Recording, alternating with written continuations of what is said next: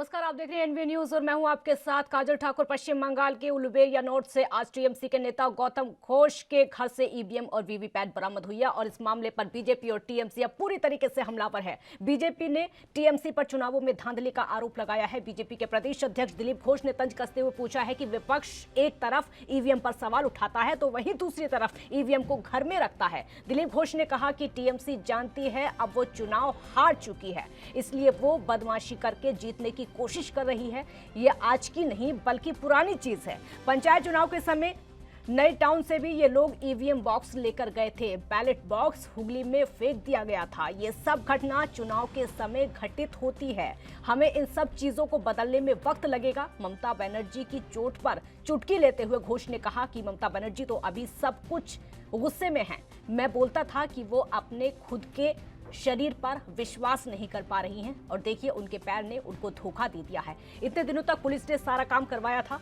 Police समझ रही है कि उन लोगों ने बहुत अपराध किए हैं और अब परिवर्तन हो रहा है। इलेक्शन कमीशन के अंतर्गत निष्पक्ष काम हो रहा है। यहाँ पर आपको याद दिला दें कि इससे पहले असम से भी एक ऐसा मामला सामने आ चुका है जहां बीजेपी प्रत्याशी की पत्नी की कार से ईवीएम ले जाने पर हंगामा हो गया था और इस मामले की मजिस्ट्रेट जांच के आदेश दे दिए गए हैं। हालांकि इस आरोप में चुनाव आयोग ने 4 अधिकारियों को निलंबित किया था और 6 लोगों को गिरफ्तार किया था।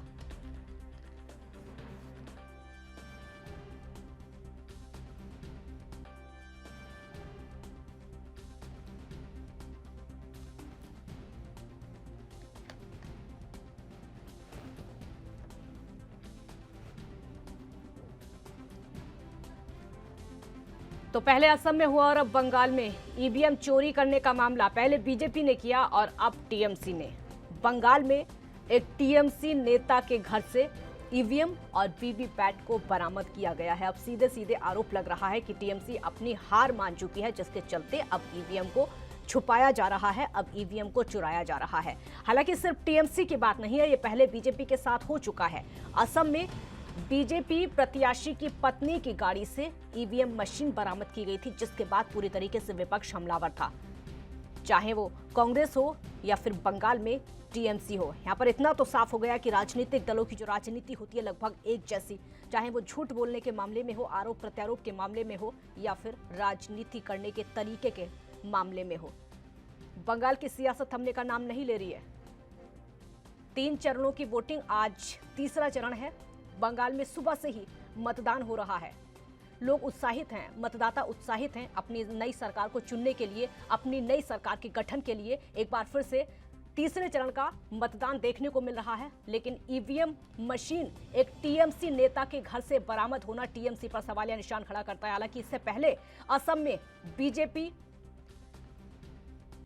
ईवीएम मशीन को लेकर सवालों के घेरे में थी, लेकिन अब बंगाल की सियासत में साफ तौर पर देखने को मिल रहा है। हालांकि 8 चरणों के चुनाव को लेकर पहले ही ममता बनर्जी चुनाव आयोग पर सवाल उठा चुकी है। चुनाव आयोग को बीजेपी का प्रवक्ता बता चुकी है। पहले ही 8 चरणों को लेकर कहा गया था ममता बनर्जी की तरफ से कि 8 चरणों में चुनाव कराना बीजेपी की साजिश है, ताकि प्रचार के लिए पूरा वक्त मिल जाए, अमित शाह को पूरा प्रचार हो जाए और पीएम मोदी पूरा प्रचार कर लें। इसीलिए चुनाव को 8 चरणों में रखा गया है। पहले ही इस पर सवाल उठा दिए गए थे। उसके बाद अभिषेक बनर्जी पर शिकंजा कसा जाता है। ममता बनर्जी के घर तक, उनके भतीजे तक आंच पहुंचती है। उसके बाद सीबीआई पर सवाल उठाए जाते हैं, उसके बाद ईडी पर सवाल उठाए जाते हैं। लेकिन अब एक बार फिर से टीएमसी सवालों के घेरे में, क्योंकि टीएमसी के जो नेता, उनके घर से ईवीएम बरामद होना, पहले ही तुष्टीकरण का आरोप लगातार ममता बनर्जी पर लगता आया है कि बंगाल की राजनीति में मुस्लिम तुष्टीकरण ज्यादातर देखने को मिल रहा है। ममता बनर्जी मुस्लिम तुष्टीकरण की राजनीति करती हैं। हालांकि जब बीजेपी के कैबिनेट मंत्री यहां से जाते हैं, बीजेपी ने पूरी की पूरी कैबिनेट को बंगाल में उतार कर रख दिया। सिर्फ और सिर्फ जय श्री राम के नारे लगाए जाते हैं। बीजेपी के रैलियों में इसके अलावा कुछ नहीं होता, सिर्फ और सिर्फ जय श्री राम के नारे लगाए जाते हैं। परिवर्तन की बातें की जाती हैं, लेकिन परिवर्तन की बातें पहले केंद्र में भी की जा चुकी है। जिन राज्यों में बीजेपी की सरकार है वहां पर भी की जा चुकी है। कोई परिवर्तन वहां पर देखने को नहीं मिला।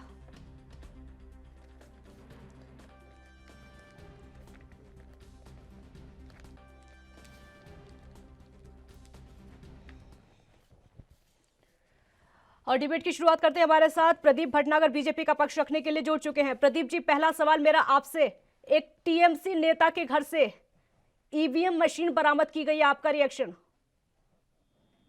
ये तो टीएमसी का चाल चरित्र है, जो ये अपना सरकारी मशीनरी किस प्रकार यूज कर रहे हैं।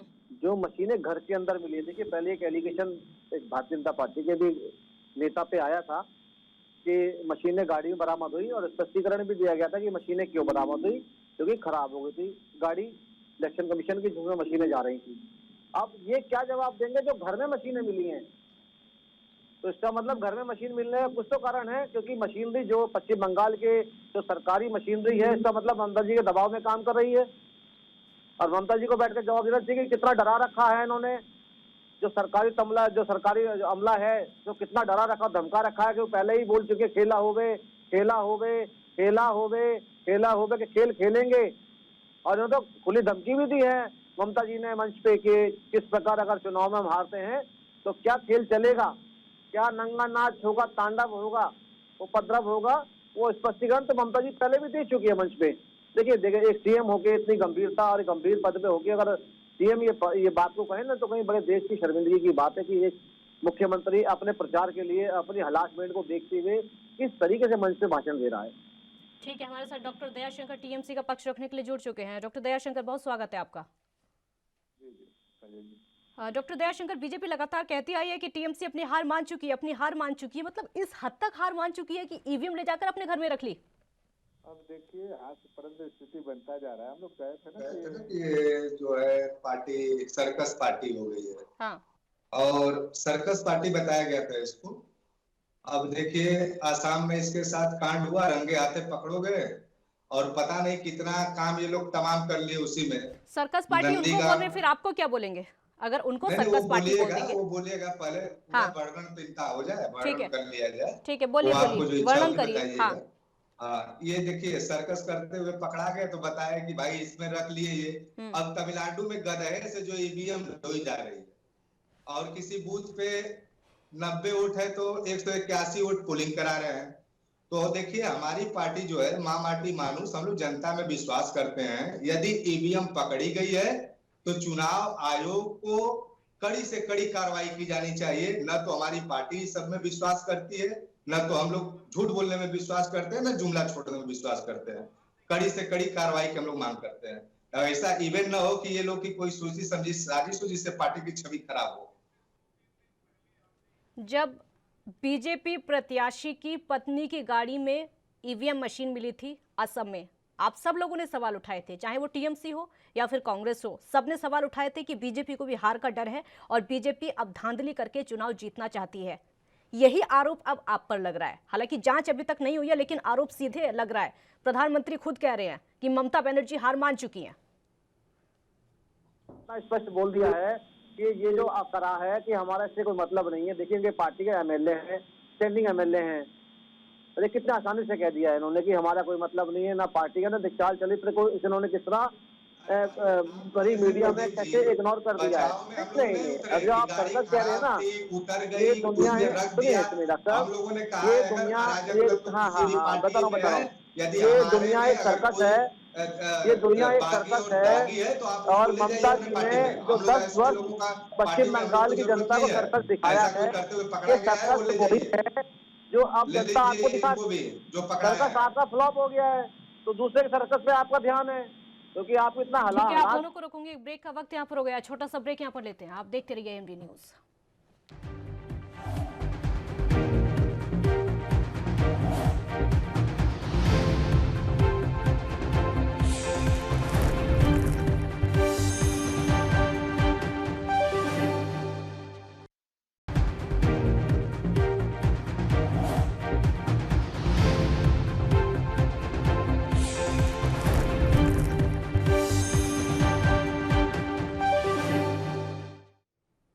ब्रेक के बाद एक बार फिर स्वागत है आपका। तो बंगाल की राजनीति में अब ईवीएम चोरी के मामले सामने आने लगे हैं। डॉक्टर दयाशंकर, अगला सवाल मेरा आपसे होगा। प्रधानमंत्री कहते हैं कि ममता बनर्जी हार मान चुकी है। ये बंगाल में बीजेपी की जो रैलियां हो रही हैं, प्रधानमंत्री की जो रैलियां हो रही हैं, वो बता रही हैं कि टीएमसी कहीं नजर नहीं आ रही है।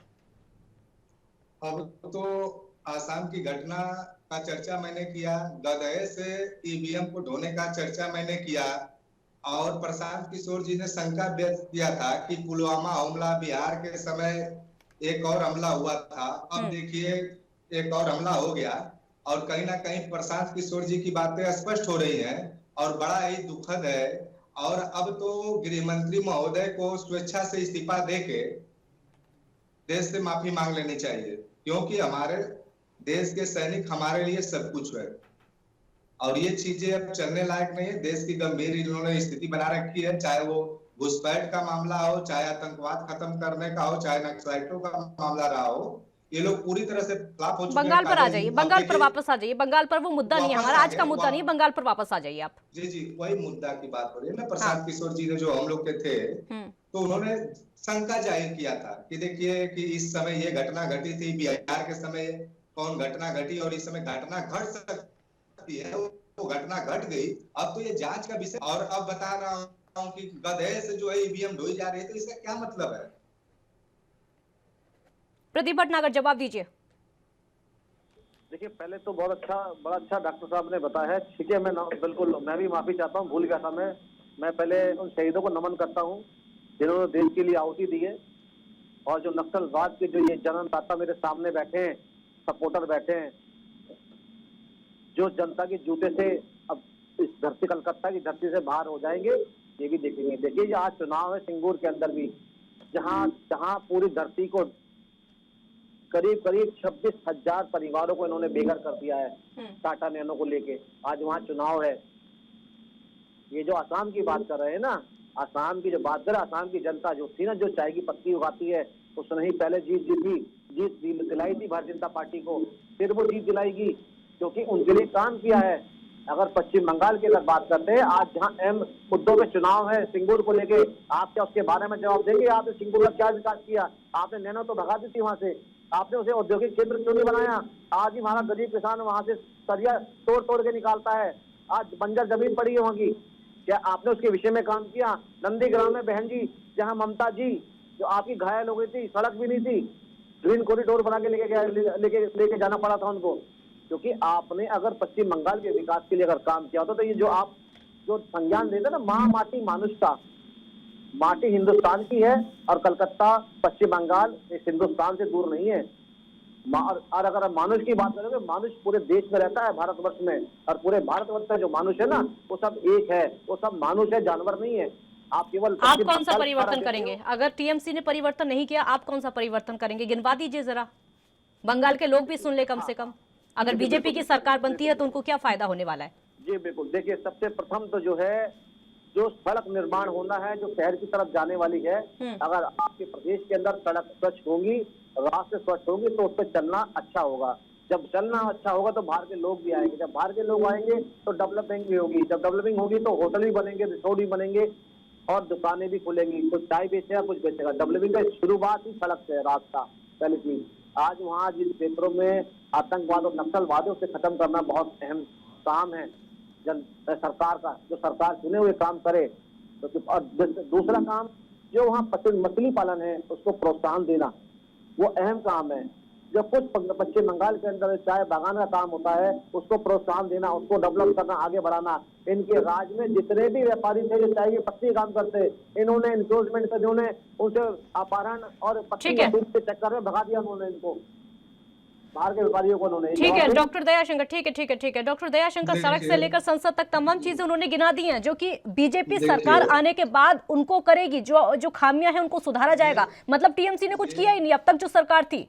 नहीं, ये लोग देखिए अनाप शनाप बोलने वाले लोग हैं, देश को बेचने वाले लोग हैं। ये जो नैनो कंपनी की बात कर रहे हैं, दीदी ने तो किसानों का जमीन बचा दिया। आज ये प्रदीप जी जवाब दें कि नैनो कंपनी चल रही कि बंद हो गई? जमीन भी कौड़ी के दाम में ये लोग मिलकर और वो किसानों का ले लिए होते और कंपनी भी बंद पड़ी होती। आज भी जहाँ पे कंपनी है, वो क्या बोलते हैं, नैनो बंद है। इनको प्रदीप जी को शायद जानकारी न हो।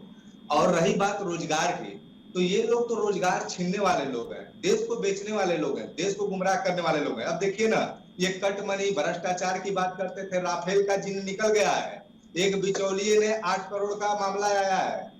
और दसाल्ट है, ये जानते नहीं होंगे प्रदीप जी, दसाल्ट जो है फ्रांस की एक पत्रिका है संभवतः, दसाल्ट के बारे में जाने हैं? कोई गुप्ता जी थे, 8 करोड़ रुपया का लेन देन और 60,000 करोड़ का मामला है, वो आ गया है सामने। ये लोग बड़ा बड़ा घोटाला करने वाले हैं, 5 स्टार होटल बनाने वाले हैं, शौचालय शौचालय और कार्यालय भाजपा का बना ले। 70 साल में जाकर देख लीजिएगा जो विपक्षी पार्टियां रही हैं, घोटाले के उनका आरोप तो कार्यालय टीएमसी पर भी लगते रहे, घोटाले के आरोप तो टीएमसी पर भी लगते हैं। एक ब्रेक यहाँ पर लेना होगा। और घोटाले के आरोपों में सिर्फ बीजेपी नहीं बल्कि टीएमसी भी घिरी हुई है। इसी सवाल के साथ वापस लौटेंगे, आप देखते रहिए एएनबी न्यूज।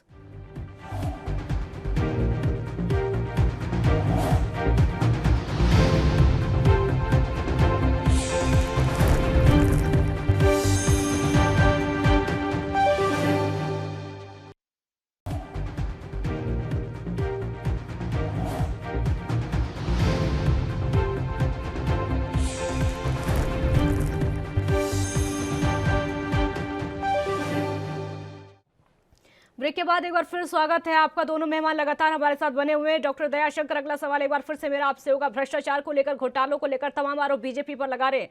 अगर टीएमसी भ्रष्टाचार और घोटालों में नहीं फंसी होती तो इलेक्शन से ठीक कुछ दिन पहले सीबीआई और ईडी क्यों बंगाल में नजर आती? क्यों अभिषेक बैनर्जी पर आंच पहुंची? क्यों उनकी पत्नी पर आंच पहुंची? जैसे आज ईवीएम का चर्चा हो रहा है कि ईवीएम बंगाल में कैसे गई या सीबीआई जो गई थी, तो अभी तक अगर अपराधी कोई होता तो उनके ऊपर कार्रवाई कर चुकी होती। इसी तरह से ईवीएम का जो इनकी छवि खराब हो चुकी है देश में, कार में पकड़ी गई और गधे से ये लोग तमिलनाडु में ईवीएम को ढोलवा रहे हैं। और चुनाव है वो है ना, तमिलनाडु में वो जगह है, डिंडुगुल जगह है तमिलनाडु में, गधे तो वहां पर ये लोग ईवीएम ढोवा रहे हैं। बताइए कि क्या इनके ऊपर भरोसा किया जाए? हम लोग तो पहले ही चुनाव आयोग के ऊपर संदेह प्रकट कर रहे थे कि ये कुछ ना कुछ गड़बड़ करेंगे। तो अब कभी गधा पे तो चुनाव कभी आयोग से घोड़े आप शिकायत करिए। अगर ईवीएम को गधे पर ढुलवाया जा रहा है तो आप चुनाव आयोग से शिकायत करिए इस बात की। आपको हक है, पूरा हक है आवाज उठाने का। तो बताया जा रहा है, शुरू में हम लोगों ने आवाज उठाया था, जिसका नतीजा अब देखने को भी पूरे देश की जनता को, पूरे समाज को मिल रहा है कि कभी गधे पे मिल रहा है तो कभी किसी के गाड़ी में मिल रहा था, किसी घर के बाहर मिल जा रहा है किसी कार्यकर्ता के। तो आखिर में ये लोग कर क्या रहे हैं? चुनाव आयोग के लोग कर क्या रहे हैं? कहां सो रहे हैं? इन लोगों की क्या ड्यूटी बनती है? कैसे ईवीएम चली जा रही है? क्या ईवीएम सजीव वस्तु है? वो तो निर्जीव है, वो नहीं चल सकती है। लेकिन ये चल कैसे रही है? इसमें कौन लोग सम्मिलित है? ये किधर किधर लेकर इसको उड़ रहे हैं? तो बड़ा ही संदेहास्पद स्थिति बन गया है पूरा। तो हम लोग को सर्कस टाइप का मामला समझ में आ रहा है। कहीं ऐसा ना हो कि जो टीएमसी नेता के घर से ईवीएम मिली है, उल्टा टीएमसी ही सवालों के घेरे में आ जाए। अभी तो सिर्फ 3 चरण हुए हैं, अभी तो बाकी हैं 5। डॉक्टर दयाशंकर, जवाब दीजिए। देखिए, ये अच्छी बातें हैं। अब किसी को बदनाम करना है या कुछ भी करना है तो वो बात की बात है, जांच के बाद स्पष्ट होगा। लेकिन हम लोग है ना, बदनाम आधार पर किया जाता है। बदनाम आधार पर किया जाता है ना। अगर आधार है, आधार सबको दिखाई दे रहा है कि एक टीएमसी नेता के घर से ईवीएम बरामद की गई है, ये आधार सबको दिखाई दे रहा है, पूरे देश ने देख लिया है। अब जांच में क्या निकल कर आया ये बाकी है ना अभी, क्योंकि जैसे बीजेपी प्रत्याशी को देखा था, वहां पर उनकी कार से ईवीएम बरामद हुई थी, सबको यही लग रहा था कि बीजेपी वालों ने ईवीएम चोरी कर लिया। 3-4 चैनलों पर रहते हैं, प्रश्न से यही जाहिर हो जाते हैं। वहां पे गाड़ी में ईवीएम पकड़ी जाती है तो बोला जाता है पीछे गाड़ी खराब हो गई, इसमें लाद लिया गया, ऐसा कंडीशन बना। लेकिन यहाँ पे तो चैनल भी ऐसे प्रश्न करते हैं जैसे हम लोग के ऊपर अपराध सिद्ध हो गया है या अपराध सिद्ध नहीं, अपराध सिद्ध वाली बात नहीं है। अपराध सिद्ध वाली बात, मैंने आप पर अपराध सिद्ध नहीं किया। मैं आपसे सिर्फ सवाल पूछ रही हूँ, मैं आपसे सिर्फ सवाल पूछ रही हूँ। अपराध सिद्ध नहीं किया डॉक्टर दयाशंकर, अपराध सिद्ध नहीं किया है। हमारा काम अपराध सिद्ध करना नहीं है। चुनाव आयोग क्या कर रहा है, कैसे सो रहा है, किस निद्रा में है? हम लोग तो चुनाव आयोग को पहले से, तो हम लोगों के ऊपर आरोप लगाना बेबुनियाद है। हम लोग तो चुनाव आयोग के ऊपर आरोप लगाने वाले लोग हैं। टीएमसी तो शुरू में ही लगा चुकी है, तो अब उसकी जिम्मेदारी वो चुनाव आयोग जाने और भी लोग जाने जो इसमें संलिप्त होंगे। लेकिन किसी पार्टी की छवि खराब करना देश की जनता के लिए, देश के लिए हित में नहीं है। हम लोग तो कर रहे हैं कि कार्रवाई की जाए। ठीक है प्रदीप भटनागर, क्यों चुनाव आयोग को अपने हाथों की कठपुतली बनाकर रखा हुआ है? क्यों एक स्वतंत्र संस्था को बदनाम होने के लिए छोड़ दिया है? मतलब कोई भी संस्था हमारे देश में बची नहीं, चाहे चुनाव आयोग हो, ईडी हो, सीबीआई हो, पूरी तरीके से सब पर बीजेपी का कब्जा बताया हुआ विपक्ष की तरफ से, कोई स्वतंत्र नहीं है। बड़ा क्लियर कर दूं, देखिए ईडी या सीबीआई कहीं छापा मारते हैं तो उनके तथ्य या उन पे सबूत हो तो तभी आता है, क्योंकि माननीय सुप्रीम कोर्ट है और दंड देने के लिए है अगर गलत चीज होती है तो। पहली चीज, अगर कुछ चीजें थी, कोयला घोटाला ना होता तो सीबीआई ईडी ने क्यों बुलाती? इन्हें पहली चीज तो पूछताछ के लिए बुलाया गया क्योंकि ये लोग गलत थे, पहली चीज। दूसरी चीज क्या है, सिद्ध कहाँ हुआ? गलत थे, सिर्फ गलत थे, जांच हो गई, सिद्ध कहाँ हुआ? अभी तक नहीं हुआ है। रुक जाएगा काम को, जांच चल रही है। अभी अभी वीडियो जारी हुई थी भतीजे की, अभी 35 करोड़ रुपए मांगने की डिमांड की, वो भी सबने दिखा और सुना दी। ये भी मुझसे मुंह नहीं मोड़ सकते। जो नैनो की बात कर रहे थे मुझसे, नैनो गाड़ी बंद हुई है, फैक्ट्री बंद नहीं हुई है, पहली चीज। और आपने जो नैनो का आंदोलन, जो आपने टाटा का सिंगूर का जो नैनो का आंदोलन करा था ना, जहां आज चुनाव है, मैं थोड़ा क्लियर कर दूं, जहां चुनाव, वहां का किसान चाहता ही नहीं था कि यहाँ से नैनो कंपनी जाए, क्योंकि उसके बच्चों को नौकरी मिल रही थी, गारंटी दी गई थी हर परिवार को पक्का मकान बनाने की और उन्हें नौकरी देने की। पहली चीज तो मैं क्लियर कर दूं। और कंपनी नैनो बंद हुई है गाड़ी, टाटा कंपनी बंद नहीं हुई है। अगर आपने किसानों के विषय में सोचा, आपने किसानों के बारे में सोचा, तो नहीं मिलता, जमीन भी किसान क्षेत्र को बनाते, जो आज आपके खिलाफ देश के किसान, नौजवान, महिला, रेवड़ी वाले, फूचे वाले, देश के एक गरीब से लेकर अमीर तक आपके खिलाफत क्यों कर रहे हैं? मैं बीच में नहीं बोलता, सुनिए सर। पहले तो अरे किसान सर सुनिए आत्महत्या ना, करते ममता थे, दीदी व्यापारी भी क्या बौखलाई करेंगे, है। आत्महत्या करेंगे। अरे आप ना आप बौखलाइए लोग भैया, बौखला गए हैं, अरे आप ईवीएम ना गाड़ी बौखलाइए, लेकर दीदी दौड़ बहुत रहे हैं, बौखलाई पूरे है। 5 जगह से आप लोग पूरी 88% तरह से अभी चुनाव नंदी हारा ग्राम है, में आपकी वोटिंग हुई है, हताशा आप सुनिए निराशा आप सुनिए। लोगों को दिख रही है। अरे बौखलाइए नहीं भैया, आप लोगों बौखलाइए की नहीं, स्थिति सुनिए। बड़ा ही अरे सुनिए भैया, दयनीय हो गई है। बंगाल में अब भी बड़ा बताइए परेशान ना, है दीदी को लेके। बहुत सुनिए बहुत सुनिए दिक्कत सुनिए। में आप लोग समझ अरे में आ सिंगूर रहा है। सिंगूर चुनाव है, क्या फायदा, बौखलाहट, वोटिंग कम निराशा, हो जाएगी अगर आप हताशा। गलत गलत बोलोगे तो। आवाज आप लोगों की बता रही है कि आप लोग की जमानत हर जगह से जब्त हो रही है। आवाज से ही प्रदीप भाई क्लियर हो जाता है कि चलिए आप ठीक लोग है, हार मैं मान बता चुके देता हैं। हूँ। देखिए मैं अब बता, सुनिए, ठीक है, हमें और तो वो भी दीदी ने मंजूर कहा है। है कि मैं संभवतः कहता हूँ मोदी जी डॉक्टर अगर भारतीय जनता चुनाव पार्टी दयाशंकर, ये के भी लड़ेंगे, बता जितने दीजिए बाद में जमानत चुनाव कहाँ लड़ेंगे। कहाँ से जब्त हो रही है। डॉक्टर दयाशंकर, ये भी सार्वजनिक कर दीजिए। अगर अगर आपको पता है जमानत जब्त हो रही है तो आपको ये भी पता होगा कि कहाँ कहाँ से हो रही है। सार्वजनिक कर दीजिए, सबको आज ही पता चल जाएगा। क्या क्या वेट करें रिजल्ट आने का? के साथ अत्याचार किए हैं, लोगों को बांटने का काम किए हैं, हाँ। और माँ दुर्गा का अपमान किए हैं, चंडी पाठ का अपमान किए हैं। 2 तारीख को जनता इन लोगों को वोट के माध्यम से इन लोगों का जो है जमानत जब्त कर देगी। तब इनको समझ में आएगा कि देश के सभी लोग माँ माटी मानुष में विश्वास रखते हैं, लोगों को बांटने, हिंदू मुसलमान सिख ईसाई ये सब करने में नहीं विश्वास करते हैं। उस दिन क्लियर हो जाएगा 2 तारीख को। नहीं है आप इस लायक नहीं है। आप लोग लायक है ना। पार्टी मनुष्य की बात करें, आप इस लायक नहीं है। आप विभाजन करके अरे आप लोग तो अपने आप हिंदू मुस्लिम लोगों को, करने वालों में से। हम और आपने पश्चिम बंगाल के में लोगों केवल को एक क्या मुस्लिमों को बोलते फायदा हैं कि बताया किस धर्म का है, मैं क्या बोलना है नहीं चाह रहा इनका हूँ, वोट, मुतबाद क्या रखा हूँ। बात करते हैं, ज्यादा मानवता की बोले बात क्या तो आप साबित लोग के करेंगे मुंह आप? से अच्छा नहीं लगती है। ज्यादा आप बोले लोगों क्या से साबित करेंगे आप? अगर अरे आप क्या साबित करेंगे? कलकत्ता लोगों किया को होता, पश्चिम हमेशा बंगाल किया बिरयानी होता, रात में खाने तो वाले नौबत लोग ना क्या आती। बात करेंगे? आप पंडित जी, नंदीग्राम की चिंता बिरयानी कीजिए, बहुत अच्छी होती है, जहाँ रात ममता में खा दीदी बहुत लीजिए, बुरा शाम हारेंगी। भेजिए। 88 अरे प्लस बौखलाहट आपकी वोटिंग हुई बता है। रही है कि जमानत 2 आप लोगों घंटे की बैठना सबकी बना जब्त ममता होने दीदी को। वाली है।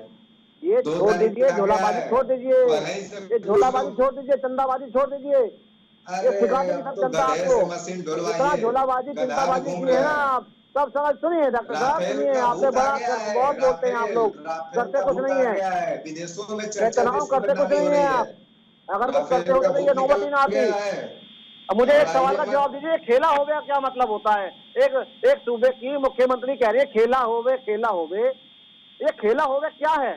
समझाइए डॉक्टर दयाशंकर, क्या है? जी बता दें मुझे जरा आप। इसी चीज को देखिए कितने एक शर्म की खेल बात की है। तरह लेते हैं। भारतीय जनता पार्टी सुन के लीजिए बूथ के प्रदीप जी, कार्यकर्ता को रात को मार दिया जाता आप है। लोग जैसे खूनी संघर्ष कहीं नहीं करवाने वाले लोग हैं, लोगों को बांटने वाले लोग नहीं है। हम लोग चुनाव को एक त्योहार फेस्टिवल की तरह, खेल की तरह लेते हैं। लेकिन सर मैंने आप लोग पूछा है उसको खेला होवे जानते हैं का क्या मतलब बना क्या देते होता हैं? है? दंगल बना खेला देते होवे। हैं। आप लोग चुनाव को सब कुछ मानते हैं, देश विदेश में चले जाते हैं, लेकिन हम लोग देश के लोग आप लोगों को अपने मानते हैं। आप लोग हम लोगों को विदेश भेजने की बात करते हैं, दूसरे देश में भेजने की बात करते हैं, और इवन यहाँ तक कि मैं एक गलत सवाल, गलत शब्द मैं से नवाजते डॉक्टर हैं। जयशंकर सिंह से जान सवाल लीजिए, छोटा सा मेरा हम ये लोग तो है सिर्फ उसको कि खेल ममता समझते जी हैं, ने, फेस्टिवल सुनिए, समझते हैं, ममता लेकिन जी आप ने लोग ऐसा नहीं 50 समझते साल हैं। पहले अपने देश के एक लोगों को आप कार्यक्रम लोग करा गलत शब्दों था। से नवाजते हैं। वो शब्द पूरे मैं नहीं देश बोल सकता विदेश हूँ। डेलीगेशन बुलाया किसानों को था आप लोग उल्टा सीधा बोलते हैं, पश्चिम बंगाल की नौजवान प्रगति नौकरी के लिए, मांग देते इंडस्ट्री के हैं, लिए। उनको भी आप गलत बोलते हैं। एक सेमिनार बहुत बड़ा करा था, बताइए सरकारी उस सेमिनार के कर्मचारियों माध्यम से को भी कितनी आप फैक्ट्री लोग खुली है गलत अब बोलते तक? हैं। कितना डेवलप हुआ है बताइए? आपने एक डेलीगेशन पूरे विश्व का बुलाया था, आपने इंडस्ट्री बसाने के लिए पश्चिम बंगाल में, रोजगार के लिए। वो कितनी सफल रही है एमएसएमई आपका? को आप जानते कितनी हैं, फैक्ट्री खुली है पटना बताएं का आप? है। आप एमएसएमई को आप सीमेंट जानते लाए, हैं, आप एमएसएमई सैमसंग को लाए, सुन लीजिए मारुति आप। लाए, जानते होंडा होंगे लाए, तो बताइए क्या एमएसएमई फैक्ट्री की लाए, रिपोर्ट बताएं सुन कुछ मुझे लीजिए। आप। सुन लीजिए एमएसएमई की डॉक्टर भट्ट, रिपोर्ट है। ठीक है, एक बार सुन लीजिए पटना जब आप सवाल पूछ रहे हैं। सुन लीजिए सवाल, बोलिए। संभवतः आपको नहीं जानकारी, वो केंद्र की संस्था है। हाँ। उसने रिपोर्ट दी है कि यहाँ पे मध्यम उद्योग, कुटीर उद्योग जो भी छोटे मोटे महिला उद्योग है उसमें 15% का ग्रोथ हुआ है। और सुन लीजिए, किसानों की आय तिगुनी हुई है बंगाल में। और चाय की आप बात कर रहे थे ना, प्रति हेक्टेयर पहले जो है 2500 केजी जो है चाय पैदा होती थी, लेकिन दीदी के सरकार में 2760 केजी प्रति हेक्टेयर चाय पैदा होती है। उसमें भी ग्रोथ हुआ है, जूट उद्योग में ग्रोथ किया है। तो काफी चीजें हैं। और रही बात नौजवान, किसान, महिला, स्टूडेंट, वहां पे तो 100% सभी लोग खुश हैं।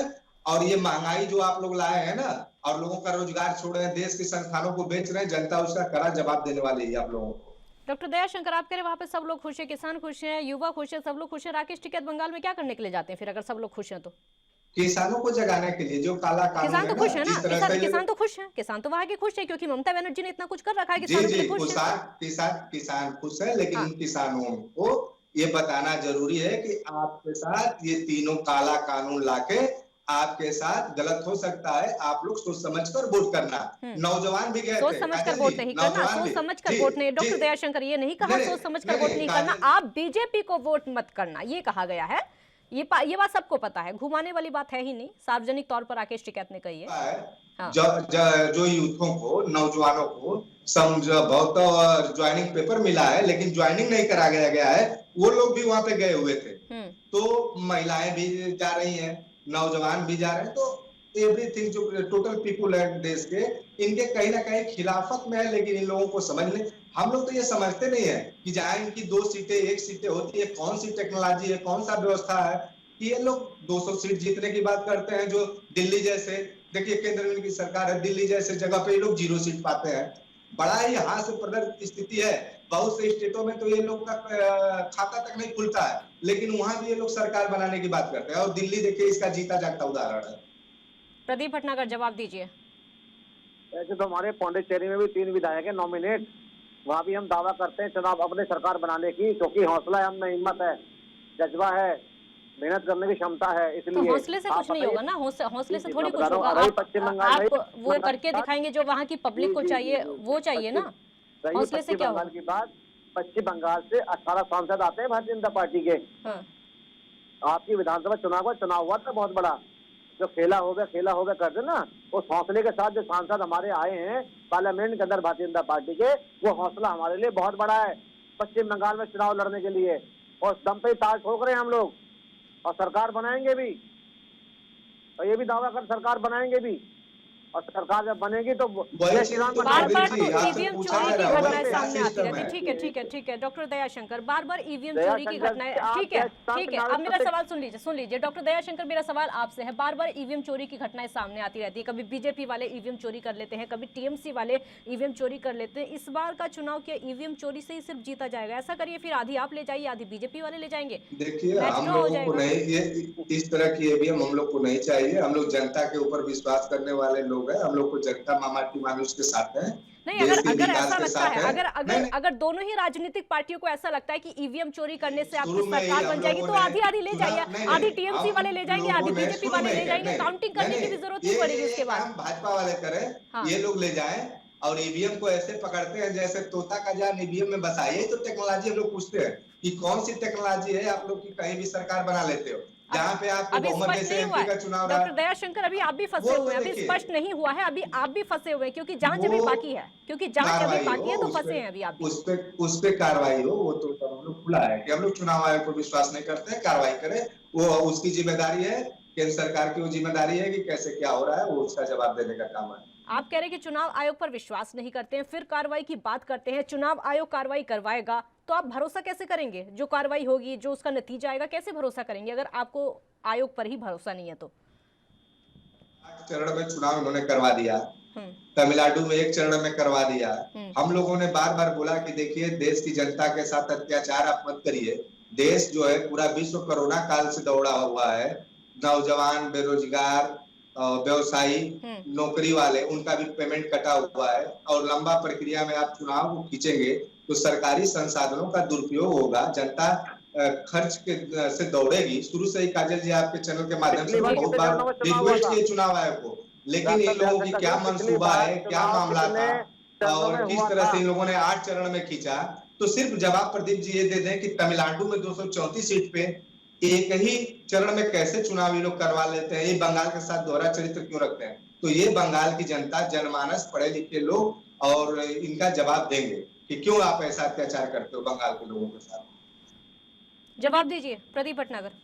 जी जी बिल्कुल बिल्कुल, बहुत पहले तो दयाशंकर सिंह ये बता दें जो बैठे हैं कि पिछली बार चुनाव हुआ था कितने चरणों में हुआ था? 6 चरणों में हुआ था।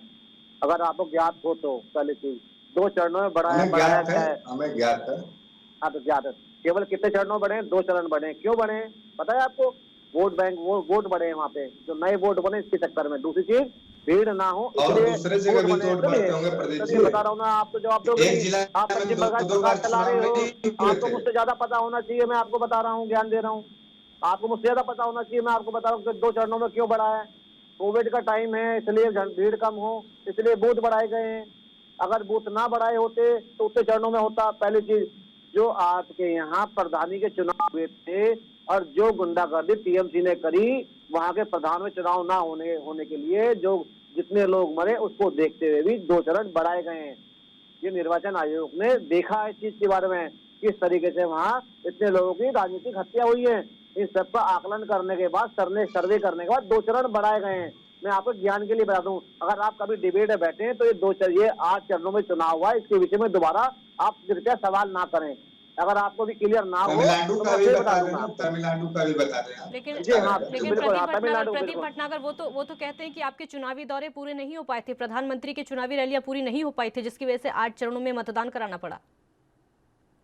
8 चरणों के मतदान का कारण मैंने आपको बताया अभी कि वहाँ बूथ बढ़े। ये कारण आपने बताया, वो टीएमसी वालों का कारण कुछ और है। ये मैंने टीएमसी वालों का कारण कुछ और। नहीं, ये मेरा नहीं है। ये सवाल जवाब मेरा नहीं है, ये निर्वाचन आयोग का है जो स्पष्टीकरण दिया गया बैठ के। अगर अन्य विभिन्न पार्टियों को अगर कान में रुई डाल के बैठे हो, उन्होंने अगर उनकी डिबेट नहीं सुनी है, पीसी नहीं देखी है, तो उनकी गलती है।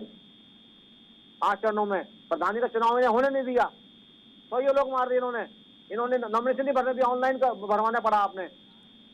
आप वो दिन भूल गए, आप वो दिन याद कीजिए क्यों चुनाव 2 चरणों में बढ़ा है। रही आप जहाँ की आप तमिलनाडु की बात करें, वहाँ शांति है, वहाँ आपकी तरह गुंडागर्दी नहीं है, हत्या नहीं है, बम नहीं मिल रहे, इसलिए 1 चरण में चुनाव हुआ है और शांतिपूर्ण हुआ है। ठीक है, आपको रोकूंगी। इस वक्त की बड़ी खबर आ रही है, इस वक्त की ब्रेकिंग न्यूज आपके टीवी स्क्रीन पर। आपको बता दें, मुख्तार अंसारी को यूपी पुलिस ही लेकर जाएगी। इस वक्त की बड़ी खबर आपके सामने, मुख्तार अंसारी को सिर्फ यूपी पुलिस की टीम ही लेकर जाएगी। पंजाब पुलिस का कोई जवान साथी उसमें नहीं होगा, कोई भी जवान उसमें दिखाई नहीं देगा, सिर्फ यूपी के पुलिसकर्मी होंगे। मुख्तार अंसारी की पत्नी पहुंच गई सुप्रीम कोर्ट। पत्नी को लगा विकास दुबे जैसा एनकाउंटर होने का डर, जिसकी वजह से सुप्रीम कोर्ट वो पहुंच गई, क्योंकि पहले विकास एनकाउंटर का मामला सुर्खियों में आ चुका है। मुख्तार अंसारी को यूपी पुलिस को सौंप दिया जाएगा। अभी भी अंदर की जो कागजी कार्रवाई है वो लगातार चल रही है और उसके बाद यूपी पुलिस यूपी लेकर जाएगी मुख्तार अंसारी को। लेकिन आपको बड़ी खबर ये बता दें कि सिर्फ यूपी पुलिस ही लेकर जाएगी, उसमें पंजाब पुलिस बिल्कुल भी शामिल नहीं होगी। यूपी के बांदा मुख्तार अंसारी को ले जाया जाएगा। और बड़ी बात यह है कि मुख्तार अंसारी की पत्नी सुप्रीम कोर्ट पहुंच गई, क्योंकि विकास दुबे के जैसा एनकाउंटर कहीं ना हो जाए, ये डर था मुख्तार अंसारी की पत्नी को, जिसके चलते मुख्तार अंसारी की पत्नी ने सुप्रीम कोर्ट का रुख किया है। अभी जो कार्रवाई है, जो कागजी कार्रवाई है अंदर की, वो लगातार चल रही है। उसके बाद यूपी ले जाया जाएगा मुख्तार अंसारी को।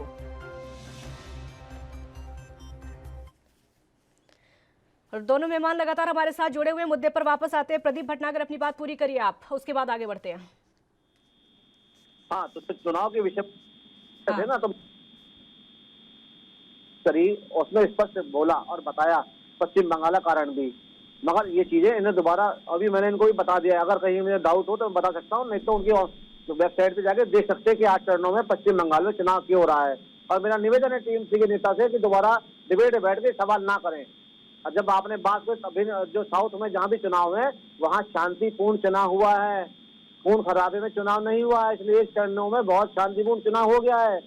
अगर आप लोग भी चाहते तो हो सकता था, मगर आप और वामपंथियों ने जो वहाँ के बीज बो रखे हैं दंगा फसाद के, वो जो आज कट नहीं रहे, जो जनता पूरा देश देख रहा है कि किस तरीके से हत्याएं हो रही है। एक दिन पहले चुनाव में रात को एक भारतीय जनता पार्टी के बूथ के कार्यकर्ता की हत्या की जाती है, ये सबने देखा है। इससे ना आप लोग करिए बिल्कुल भी। अगर अगर जो है सेंट्रल फोर्स लगी है, शांति से चुनाव कराने की लगी और हो रहा है, इसलिए बौखलाए में, क्योंकि इनका बूथ कैप्टिंग नहीं हो रहा है, इनके गुंडे बंधे हुए हैं, तो काम नहीं कर पा रहे। जो टीएमसी ने गुंडे बांध रखे हैं, गांव गांव धमकाने का काम कर रहे हैं, लोगों को बाहर निकलने नहीं दे रहे और धमका रहे हैं। अगर आपने भारतीय जनता पार्टी को वोट दिया तो आपके गाँव को तबाह कर देंगे, ये बैठ के यहाँ नहीं बताएंगे। ठीक है वहाँ डॉक्टर, पे ठीक है डॉक्टर दयाशंकर, रक्त रंजित राजनीति का आरोप हमेशा से टीएमसी पर क्यों लगता है? तो रूप बदल के काम करते हैं ना। जब क्षेत्र बदलता है तो इनका नारा बनारस आएंगे तो हर हर महादेव, और क्षेत्र बदलेगा तो जय श्री राम, कहीं और बदल गया तो ये लोग रूप बदलते हैं। कभी टोपी लगा लेंगे, कभी बड़ा बड़ा नगाड़ा बनाएंगे, तो कभी सर पे इतना बड़ा रख कर वो चलते हैं, कभी दाढ़ी बढ़ा लेंगे।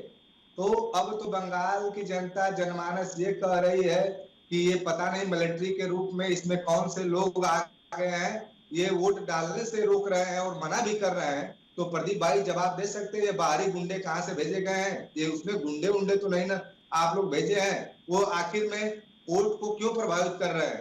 काफी बूथों पे उनके ऊपर एफआईआर कराया गया था चुनाव आयोग में। आज का भी घटना है, वहां पे वीडियो कई जारी हो चुकी है जिसपे डायरेक्ट ये लोग मना कर रहे हैं कि आपको चुनाव दिया जाए। तो क्या आप लोग चुनाव एजेंट भेजे हैं कि सुरक्षा के लिए भेजे हैं? क्या उसमें आप लोगों के लोग हैं क्या जो ड्रेस पहनकर घूम रहे हैं, बदमाश गुंडे मवाली हैं वो लोग? लेकिन डॉक्टर दयाशंकर, प्रधानमंत्री तो खुद कहते हैं कि बीजेपी वाले जब से वहां पहुंचे हैं, बीजेपी वालों की लहर जब से वहां चली है, टीएमसी के गुंडे साइडलाइन हो गए हैं। देखिए, हकीकत तो सब दुनिया जानती है कि कितना उनका लहर है, और गोदी मीडिया लहर बना ले वो बात की बातें हैं। 2 मई को जब जनता अपना वोट के माध्यम से इन लोगों को चोट देगी तो इन लोगों को समझ में आ जाएगा कि झूठी लहर क्या होती है। और नई टेक्नोलॉजी इन लोगों के पास है, तोता का दम उसमें बसता है उस खिलौने में, तब तो बात अलग है।